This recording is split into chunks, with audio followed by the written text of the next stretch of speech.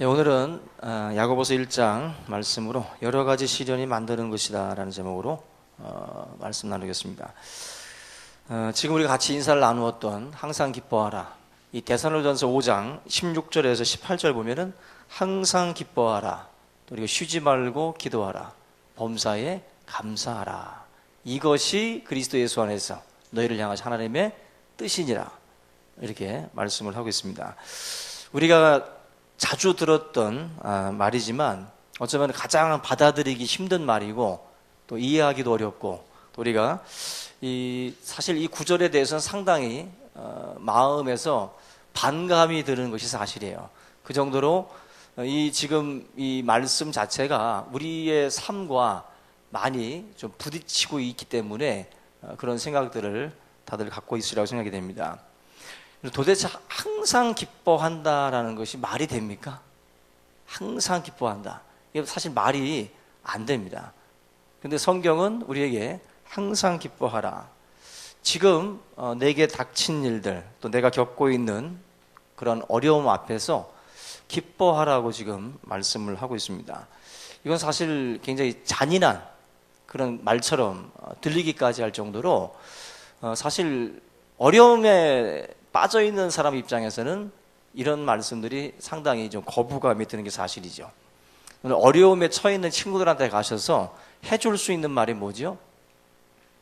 힘내, 좌절하지 마, 포기하지 마, 기운내, 이 정도죠. 네? 우리가 낙심한 사람한테 가서 해줄 수 있는 말이라는 것은 사실 그 정도의 말입니다. 근데 지금 어려움을 겪고 있는 친구한테 가가지고 성경은 뭐라고 말하는 거냐면 기뻐해. 단어가, 저는 이걸 준비하면서도 참 단어 자체가 너무 틀리다라는 생각을 했어요. 우리가 사실 가서 포기하지 마, 좌절하지 마, 힘내, 기운내, 이 말은 그래서 좋은 말이잖아요. 근데 차마 우리 입에서 기뻐하라는 말은 안 나옵니다, 사실. 아멘이죠? 뭘 잘했다고 우리가 여기서 아멘 합니까? 우리는 이 소리에서 아멘 하면 안 돼요. 포기하지 마, 좌절하지 마, 기운내, 힘내, 여기까지는 우리가 허락하는데 기뻐하라는 이 말은 해줄 수가 없어요, 사실. 무슨 생각이 없는 사람처럼 보여지죠. 저게 지금 생각이 있는 놈인가? 어떻게 지금 이 상황에서 저 사람에게 기뻐하라고 말해줄 수 있는가? 해줄 수 있는 말은 힘내, 기운내, 좌절하지 마, 포기하지 마, 이 정도지 어떻게 기뻐하라고 말을 할 수가 있겠어요? 결국 바울이 선택한 이 단어는, 이 용어는 절대로 세상적인 용어가 아니에요. 사실 인간들이 내뱉을 수 있는 말이 사실은 아닙니다. 인간의 눈으로 볼 때에는 우리가 도저히 해줄 수 있는 말이 아니라는 거예요. 바울이 지금 이 단어를 어찌 보면은 소극적인 단어를 쓰질 않고 굉장히 적극적인 단어를 쓴 거예요. 우리가 사실 취하기 힘든 그런 단어를 사도 바울이 지금 선택을 해서 항상 기뻐하라고 지금 말씀을 던지고 있습니다. 우리가 이 바울은 자기의 생각을 전하는 것이 아니라 이 본문 18절에서 말하는 것처럼 너희를 향하신 하나님의 뜻이라는 거예요. 내가 주는 말이 아니라 하나님의 뜻이 바로 이거다. 항상 기뻐하는 것이 하나님의 뜻이다. 단순히 좌절하지 마, 포기하지 마 정도가 아니라 기뻐해. 너 지금 이 상황에서도 기뻐하고 즐거워해라. 이게 너희를 향한 하나님의 뜻이다라고 바울이 지금 우리에게 말씀을 하고 있어요. 사실 이 말씀을 준비하면서 다시 좀 새롭게 좀 다가온 이 말씀입니다. 항상 기뻐하라. 너무 새로웠어요. 여러분들, 우리가 하나님께서 주시는 그 사인이라는 게 있는데 우리는 어려움을 겪게 되면 우울 모드로 들어갑니다. 그래서 웃을 수도 있는데, 지금 사실은 웃을 수 있는데 그냥 우울 모드로 지금 당분간 있자. 그래서 우울 모드로 들어가요. 그래서 계속 우울한 생각과 우울한 삶으로 자기를 이렇게 몰아갑니다. 근데 하나님은 아니라는 거예요. 어려운 일이 있고 힘든 일이 있고 고통스러운 일이 있어도 기뻐하라는 거예요. 항상이라는 단어가 바로 그 시간, 그때에도 기뻐하라는 것이거든요. 저 여러분들 이 시간에 하나님의 이 말씀, 바울의 이 말씀을 하나님의 뜻으로, 여러분들 개개인을 향한 하나님의 뜻으로 받으시기를 바랍니다. 그래서 하나님이 나한테도 지금 기뻐하라고 말씀하는구나. 이 지경인데도, 이 상황인데도 하나님이 나한테 기뻐하라고 말씀하는구나. 하나님의 말씀은 저와 여러분들이 그렇게 받으셔야 돼요. 하나님이 주시는 그 사인들을 이 시간 이 자리에 계신 분들도 나에게 하시는 말씀이구나. 그래서 내가 지금 이 우울한 자리에서 박차고 나가서 하나님의 약속을 믿고 기뻐해야 되겠구나. 그 자리로 저와 여러분들을 지금 이 말씀이 이끌고 저는 있다고 확신합니다. 여러분들, 하나님께서 우리에게 주시는 그 사인은 흐림이 아니라 맑음이에요. 흐림이 아니라 맑음. 지금 하늘에 먹장구름이 덮여 있어도 만약에 내일 소풍을 가는데 기상캐스터가 나와가지고 내일은 맑겠습니다. 그럼 어떻게 돼요? 소풍 갈 준비해야 되죠. 그죠? 먹장구름이 위에 깔려 있어도 아무리 비바람이 치고 아무리 번개가 쳐도 내일 기상캐스터가 맑대요. 비 올 확률 10%, 안 올 확률 90%. 그러면은 안 오는 거죠. 여러분들, 우리가 기상캐스터의 말을 딱 잡아가지고 지금 당장 내 주위에 벌어지고 있는 그 기상에 우리가 좌지우지되지 않습니다. 내일의 것을 준비해요. 내일 맑다고 했으니까 내일 갈 준비를 한다는 거예요. 지금 내 머리 위에 있는 하늘은 중요하지 않습니다. 그 기상캐스터의 말을 우리가 잡잖아요. 하나님의 말씀, 마치 기상캐스터와 같이 하나님이 너 맑음, 내 머리는 흐려요. 하나님은 맑다는 거예요. 기뻐하라는 겁니다. 저와 여러분들이 기상캐스터의 말을 잡는 것처럼 하나님의 말씀을 잡을 줄 아셔야 돼요.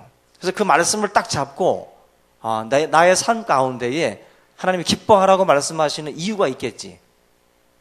아멘이죠? 기뻐하라고 하실 때는 이유가 있는 거예요. 기뻐하라고 하는 하나님의 뜻을 딱 잡고 내 지금 모든 게 부진하고 어둡고 칙칙해도 하나님의 뜻을 잡고 맑음이라고, 하나님께서 내일은 나에게 맑음이라고 말씀했다라고 믿고 저희들이 그렇게 믿음 안에서 행하고 걸어갈 수 있기를 주님의 이름으로 축원합니다. 하나님의 말씀을 그렇게 받는 자가 복 있는 자예요. 믿음은 하나님의 말씀을 이 스폰지같이 빨아들이는 것이 믿음입니다. 저와 여러분들이 하나님의 뜻을 자기의 것으로 받을 수 있기를 다시 한번 주님의 이름으로 축원합니다. 여러분들, 그 기뻐하는 것은 볼 때 믿음이 전제가 돼요. 믿음이. 항상 기뻐하라는 말씀을 하나님이 주실 때에는 믿음이라는 게 전제가 돼서 그 전제를 가지고 우리가 이제 나아가는 거예요. 믿음이 없으면 기뻐할 수 없습니다. 우리가 자식 하나 없던 아브라함을 예를 들면 알 수가 있어요. 하나님이 아브라함에게 너에게 내가 아들을 주겠다고 말씀을 했어요. 너를 통해서 이제 그 많은 민족들이 하늘의 별과 같이 바다의 모래알과 같은 자식들, 자손들이 많아질 것이라고 약속을 했어요. 75세 때에 하나님의 약속을 받게 되는데 거의 25년 동안, 거의 100세가 될 때까지 자식은 생기질 않습니다. 한마디로 하늘에 먹장구름만 있는 거예요. 아무런 변화가 없어요. 그런데도 아브라함은 믿음의 조상이라고 인정을 받았어요. 왜?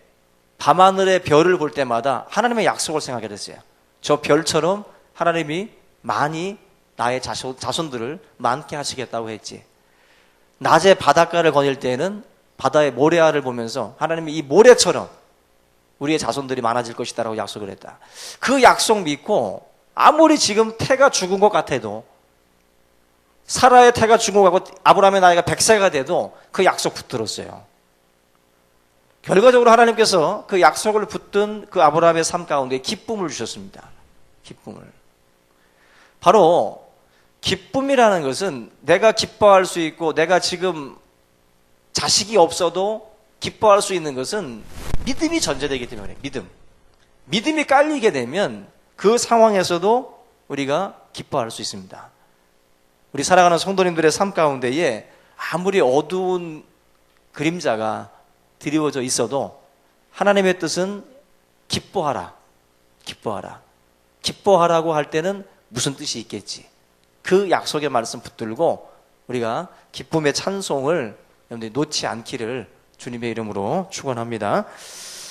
우리가 이 기뻐하라는 메시지가 어떤 의미가 담겨 있냐면은 너가 진 게 아니고 너가 끝난 게 아니고 너가 지금 포기할 때가 아니고 너가 승리한 것이다라는 거예요. 그러므로 너는 기뻐해라. 하나님이 이 기뻐하라고 하는 이 단어 속에 이 많은 것들을 다 담은 거예요. 너가 보지 못한 거, 너가 깨닫지 못한 거, 너가 놓친 거, 그거 있다. 다시 말하면 하나님은 묘수가 있다. 너가 보지 못한 묘수가 있다. 기뻐해라. 그 믿음을 하나님께서 우리가 갖기를 원하시는 거예요. 그래서 성도는 아무리 힘든 상황에서도 이 뜻을 포기하면 안 됩니다. 놓으면 안 돼요. 하나님의 뜻이 나에게 항상 여기 있구나. 그 믿음을 가지고 우리 모든 우리 성도님들이 믿음으로 승리하시기를 주님의 이름으로 축원합니다. 우리 로마서 8장 28절을 한번 잠시 보겠습니다. 앞에 스크린 한번 보시고요. 같이 읽겠습니다. 시작. 우리가 알거니와 하나님을 사랑하는 자 곧 그의 뜻대로 부르심을 입은 자들에게는 모든 것이 합력하여 선을 이루니라.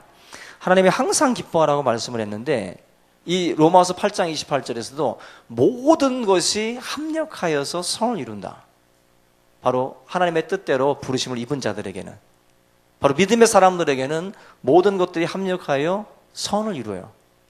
그래서 항상 기뻐하셔야 됩니다. 하나님은 결국에 모든 것들을 집어넣으신 다음에 선이라는 것을 빼내셔요. 거기서 우리가 볼 때는 저게 도대체 나올까 싶은데 선이 나옵니다. 하나님의 오묘한 그러한 섭리 속에서 이루어지는 일들입니다. 이호령 교수가 쓴 그 젊음의 탄생이라는 책이 있습니다. 그 책에 보면은 굉장히 좀 아주 재미난 그 이야기들이 많이 있는데, 우리 지금 현재는 뭐 수많은 의료 체계가 잘 갖춰져 있어서 지금 뭐 많은 혜택들을 받고 지금 이제 뭐 건강 100세까지 지금 바라보는 시대가 됐는데, 수백 년 전만 해도 평균 수명이 20살에서 30살, 10명이 태어나면 3명은 1살 미만에 다 죽어버리고 절반은 10살을 넘기 전에 다 죽어버려요. 거의 살아남는 아주 우월한 그 유전인자 빼고는 10명 정도 빼고는 거의 대부분 절반은 다 사망에 이릅니다. 그만큼 뭐 폐렴이라든지 콜레라라든지 수많은 전염병에 노출이 됐을 때 그 수백 년 전에는 그런 것들을 어떤 그런 병원균에 대해서 잘 몰랐기 때문에 뭐 대처할 수가 없는 거죠. 걸리면 죽는 거죠. 걸리면. 그런 시대에 항생 물질로 알려져 있는 그 페니실린이라는 것이 플레밍이라는 그 박사님을 통해서 이제 발명이 됩니다. 근데 이 이야기를 보니까 참 재미난 이야기들이 있어요. 우리의 삶에 합력하여서 선을 이룬다고 하는 어떤 좋은 예가 되는데, 이 페니실린이 발명이 되는 그 상황도 보면은 그 실험실에 있었던 그 조수가 실험실 창문을 닫지 않고 나갔다가 그 창문으로 들어온 그 곰팡이균이 그 배양실에 그 포도상 구균에 오염이 되는 거예요. 그러면서 그 속에서 놀라운 일들이 벌어집니다. 그 곰팡이균을 통해서 그 세균이 한마디로 이제 어떻게 보면 이제 살균이 되는 그러한 모습들을 이제 발견을 하게 되는 거죠. 거기서 페니실린이라고 하는 놀라운 그 약을 이제 발명하는 그런 그 계기까지 나아가게 됩니다. 근데 저는 여기까지는 우리가 좀 학교 다닐 때 많이 들었던 이야기인데, 그 이호령 교수가 하는 이야기를 들어보니까 그 제2차 세계대전 때 이 플레밍 박사가 그 시설이 굉장히 훌륭한 그 의료연구소에 이제 방문을 했을 때 이 플레밍 박사가 그런 말씀을 했다 그래요. 만약에 내 실험실이 이처럼 깨끗했다면 항생제를 발견할 수 없었을 것이다. 열악한 환경에 있음으로 인해 가지고 거기서 굉장히 창조적인 일들이 벌어졌다는 거예요. 우리 생각에는 모든 걸 잘 갖춘 곳에서 뭔가가 나올 것 같은데 도리어 허술한 그러한 장소에서도 놀라운 것들을 얻어낼 수 있다는 거죠. 지금 이 로마서 8장에서 말씀하는 거 모든 것이 합력한다라고 할 때 여러분들 우리 집은 가난해, 우리 집은 너무 힘들어, 모든 상황이 안 좋을 때 우리는 여기서는 안 될 거라고 생각을 해요.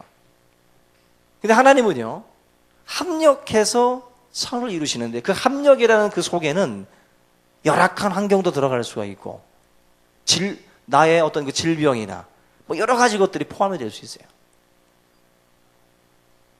근데 이 페니실린이 그 발명되기까지 참 많은 이야기들이 있는데 제가 그 책을 읽으면서 느꼈던 놀라움 중에 하나가 뭐냐면은 이 플레밍 박사의 아버지가 있습니다.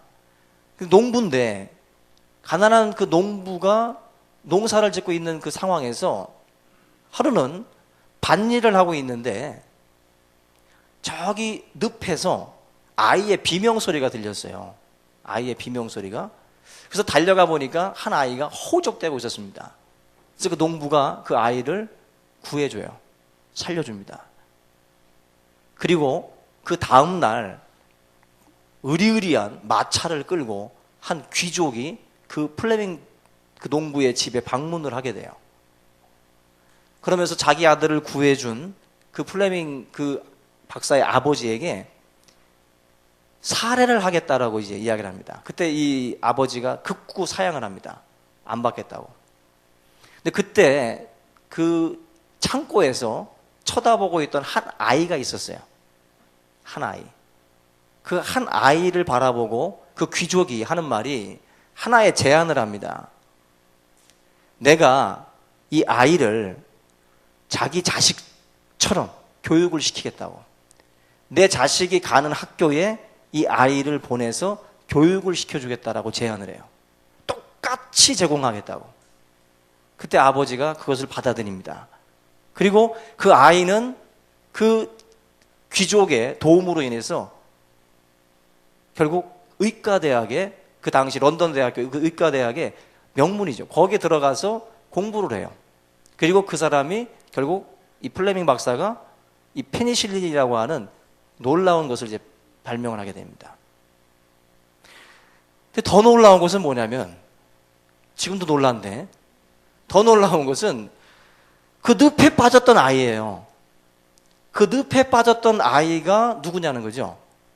그 아이가 바로 윈스턴 처칠입니다. 참 이 세상 만사가 참 신비롭지 않습니까?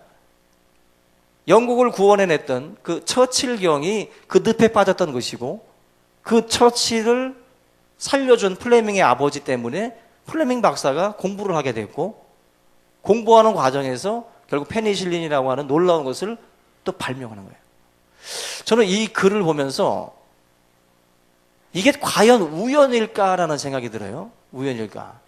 하나님께서 우리가 흔히들 역사의 수레바퀴를 굴리신다라고 말씀을 합니다. 하나님이 세상 모든 만물을 또한 주관하시고 우리 세상 역사를 굴러가게 만드시는데 이 굴러가는 그 역사가 그냥 막 주먹구구식으로 만들어지는 것처럼 보이지만 그렇지 않죠. 얼마 예전에 그 짐 캐리가 자기가 하나님이 돼서 세상을 한번 다스려 보니까 이거 도저히 못해 먹을 일이죠. 그래서 포기해버리잖아요, 짐 캐리가. 그죠? 하나님이 하시는 일은 도저히 인간이 상상할 수 없는 아주 오묘한 섭리 속에서 세상을 끌고 가셔요. 저는 이 그 플레밍 박사와 이 윈스턴 처칠의 그 인연, 기막힌 기연이에요, 이건 정말. 근데 그 모든 그 삶의 그 과정 속에 처칠이 늪에 빠지고 뭐 이런 여러 가지 과정들이 재수 온 붙은 날이네? 아니에요.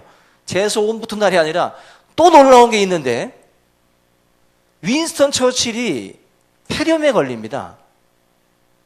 만약에 페니실린이 발명이 안 됐으면 처칠은 죽었어요.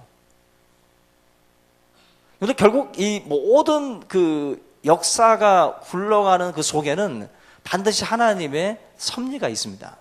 이사야서라든지 이런 내용들 보면 역사의 수레바퀴는 하나님의 손에 의해서 움직여요. 하나님의 손에 의해서. 우리가 세상의 이런 역사 속에 수많은 인생들의 삶 속에 하나님께서 이렇게 간섭을 하고 그 속에서 여러 가지 것들이 막 짬뽕이 돼서 흘러가는데 거기서 하나님이 선을 빼냅니다. 선을 빼내요. 저는 우리의 삶도 하나님께서 분명히 이러한 여러 가지의 그 계획들을 가지고 있다라고 저는 믿습니다. 여러분들 인생을 통전적으로 전체로 이렇게 보시면 만약에 플레밍이라는 박사와 이 처칠 경의 이 역사를 통전적으로 보게 되면 정말 놀랍습니다. 놀라요. 이거 그야말로 반전 드라마예요. 그야말로. 우리의 삶 가운데에도 우리는 너무 지금 눈앞에 펼쳐지는 그 일들 때문에 고민하고 머리 위에 있는 먹장구름 때문에 고민합니다. 근데 하나님께서 역사를 이제 흘러가게 하실 때에 많은 것들이 들어간다는 거예요. 많은 것들이. 근데 그 속에 슬픈 일도 있을 수 있고 애통하는 일도 있을 수 있는데 그 일들이 결코 우리에게 무익한 게 아니라는 거예요. 하나님이 역사하는 그러한 그 상황 속에서 좋은 것으로 또 빚어질 수 있다는 것입니다. 그런 믿음을 가지고 저와 여러분들이 자신의 인생도 좀 이렇게 좀 통전적으로 보시기 바랍니다. 너무 이렇게 갖다 들이대지 마세요. 앞만 보시면 안 돼요. 좀 멀리 내다보고 그리고 전체를 보셔야 돼요. 그리고 하나님이 항상 기뻐하라고 하신다면은 기승전결에 의해서 뭔가 있겠지. 예? 뭔가 내 삶 가운데 하나님이 뭔가를 또 심어주시겠지. 등장인물들이 속속 등장할 겁니다. 지금의 이 선으로 가는 게 아니라 그 속에 뭔가 늪에 빠뜨리든지 뭐 어떤 일들을 통해서라도 내 삶의 한 부분들을 채워가실 거예요. 그 믿음을 가지고 오늘 이 시간 기뻐하시기 바랍니다. 옆에 사람을 한번 보고 웃어주시기 바랍니다. 예, 그 믿음이에요. 이게 참 저는 여러분들의 인생에도 이런 일들이 분명히 있으리라고 생각이 됩니다. 우연히 나그네를 대접을 했는데 그것이 천사가 돼버리잖아요. 내가 지극히 작은 일이라고 생각했던 그 일이, 그래서 여기서 보면 나비 효과라는 게 나오는 거예요. 늪에 빠진 자 하나 구해준 건데, 어린아이 하나 구해준 건데, 이게 전 인류의 생명을 살리는 그런 발명으로 이어져요. 나비 효과입니다, 완전히. 우리가 이 삶 가운데에 이게 어떻게 역사할까? 내 삶 가운데 일어난 이런 일들이 나중에 어떤 식으로 또 전개가 될까? 여러분들이 예측한 방향으로 진행되지는 않을 겁니다. 그건 삼류 소설이죠. 인류 소설가가 되려면 예측을 벗어나야 돼요. 제가 제일 재밌게 봤던 드라마 미드 중에 프리즌 브레이크라고 하는 그 드라마 그 있어요. 미드가 있는데 그거 정말 반전이에요. 계속해서 뒤집어집니다. 계속. 근데 하나님은 더 뒤집습니다. 더 뒤집어요. 우리가 생각하는 것 이상으로 하나님이 우리의 삶을 뒤집어 놓는다라는 거예요. 항상 기뻐하라고 하는 약속의 말씀들을 여러분들이 그냥 큰이들 친구가 던져주는 위로의 말로 받지 마시고 약속으로 받으시기 바랍니다. 약속으로 받으세요. 오늘 우리가 함께 읽었던 야고보서 1장 2절로 4절 말씀 다시 한번 보겠습니다. 내 형제들아 너희가 여러 가지 시험을 당하거든 온전히 기쁘게 여기라. 똑같은 말이에요. 사도 바울이 한 말이나 야고보가 한 말이나 똑같은 말입니다. 여러 가지 시험을 당하거든 그 다음 말이 뭐예요? 온전히 기쁘게 여기래요. 이게 말도 안 되는 소리죠. 아까 항상 기뻐하라는 말이나 여러 가지 시험을 당할 때 온전히 기쁘게 여겨라. 두 사람이 다 미친 사람 같이 보여요. 야고보랑 바울이랑. 근데 이 사람들이 왜 이런 말을 하냐는 거죠. 그들은 멀리 보는 거예요. 하나님의 약속을 보는 거예요. 그래서 온전히 기쁘게 여기라고 말씀을 합니다. 믿음의 사람들은 선택하는 단어가 틀려야 돼요. 예? 달라야 되죠. 단순히 좌절, 포기 이런 것으로 위로해 주는 것이 아니라 기뻐해라. 하나님은 너에게 약속하고 있고 너에게 축복하신다라고 말씀하고 있다. 너의 삶에서 선을 뽑아내신다고 말씀을 하고 있다. 기뻐해라. 그렇게 여러분들 서로 서로를 위로해 주시기 바랍니다. 그게 믿음의 말이에요. 믿음의 말. 단순히 여러분들 생각에서 나오는 말이 아니라 하나님의 약속의 말씀을 가지고 가서 너 온전히 기쁘게 여겨. 어정쩡하게 기쁘게 여기지 말고 온전하게 기쁘게 여겨라. 그것이 하나님의 뜻이다. 여러분들 소금이 뭘로다가 구성이 돼 있죠? 염화나트륨이잖아요. 염화나트륨. 그죠? 근데 이 천연 소금은 염화나트륨이 100%가 아닙니다. 100%가 아니고 뭐 칼슘이라든지 마그네슘이라든지 여러 가지 불순물들이 섞여 있어요. 이 순수한 염화나트륨은 90% 정도밖에 안 된다고 그래요. 그 외에는 여러 가지 이런 불순물들이 섞여져 있다고 그래요. 근데 지금은 인공염도 만들 수가 있습니다. 인공소금도. 근데 인공소금을 만들게 되면 염화나트륨이니까 화학작용으로 만들 수가 있다는 거예요. 근데 순도가 100%입니다. 염화나트륨은. 이 인공소금 자체는. 근데 맛을 보면 어디가 더 맛있을까요? 순도 100%인 소금은 맛이 없습니다. 오히려 인공보다는 천연염, 바로 이 90%의 불순물이 섞여 들어간 소금이 훨씬 더 맛있다는 거예요. 그 결정체도 틀리다고 그래요. 인공소금은 주사위 모양이라고 그래요. 근데 이 천일염, 이 천연염은 이렇게 평평한, 납작해가지고 결정체가 뭐 생선이나 채소에 붙으면은 그냥 떨어지지 않고 쓱 스며든다는 거예요. 간장을 만들 때에도 맛이 틀리답니다. 결정체 때문에 그렇다고 그래요. 결정체가 이게 다 천일염은 다 틀려가지고 맛이 장맛이 집마다 틀리잖아요. 예? 오묘한 맛이 나는 이유가 이 천연염은 다 틀리다는 거예요. 결정체가. 그래서 그때 그 맛이 다 틀리다는 거예요. 근데 이 인공염은 결정체가 한결같아서 그냥 맛이 그냥 찍어 나온 그런 맛으로 똑같다는 거죠. 여러분들, 우리의 삶이 흔히들 햇빛만 나면 사막이 된다라는 말이 있어요. 그런 것처럼 우리는 항상 좋은 일만 있었으면 좋겠어요. 그래서 항상 그렇게 기뻐했으면 좋겠습니다. 그죠? 아들들이 항상 좋은 일이 있어서 뭐 로또 긁으면 막 붙고, 뭐 시험만 치면 1등하고, 뭐 투자만 하면 대박 나고, 그래서 기뻐했으면 좋겠어요. 근데 성경은 그렇게 말하지 않죠. 여러 가지 시험을 당하거든 온전히 기쁘게 여겨라. 소금으로 치면 불순물이에요. 소금으로 치면 이물질들이, 불순물들이 들어가는 겁니다. 내 삶에 걷어내고 싶은 거예요.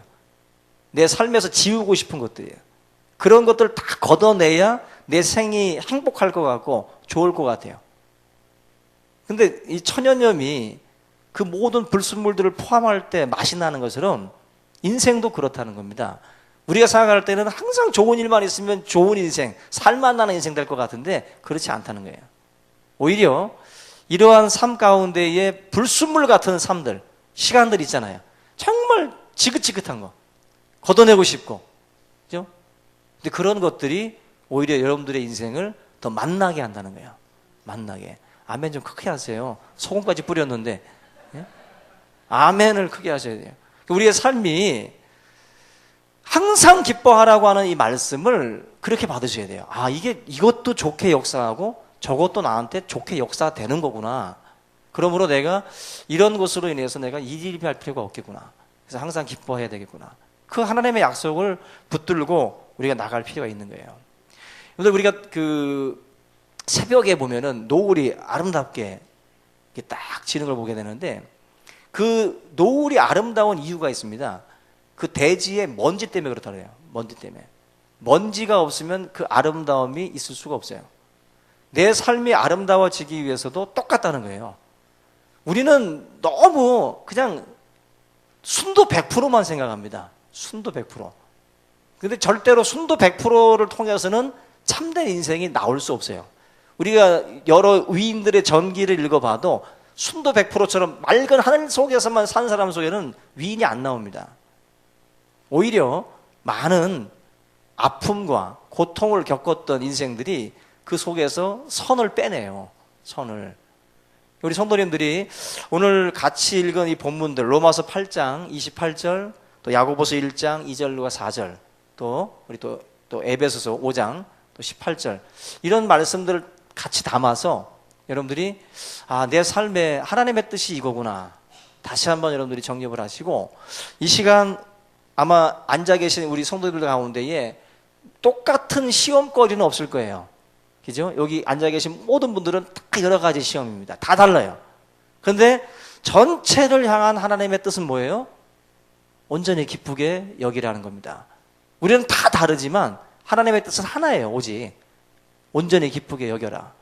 그래서 여러분들 무슨 일을 겪으셨고 어떤 일을 지금 당하고 계신지는 모르지만 하나님의 뜻은 분명합니다. 그 가운데서도 기뻐하시는 거예요. 그래서 오늘 다시 한번 약속의 말씀을 붙들고 온전한 기쁨으로 믿음의 삶을 살아갈 수 있기를 주님의 이름으로 축원합니다. 우리 다 같이 오늘 말씀을 붙들고 다시 한번 우리 통성으로 기도하겠습니다. 살아계신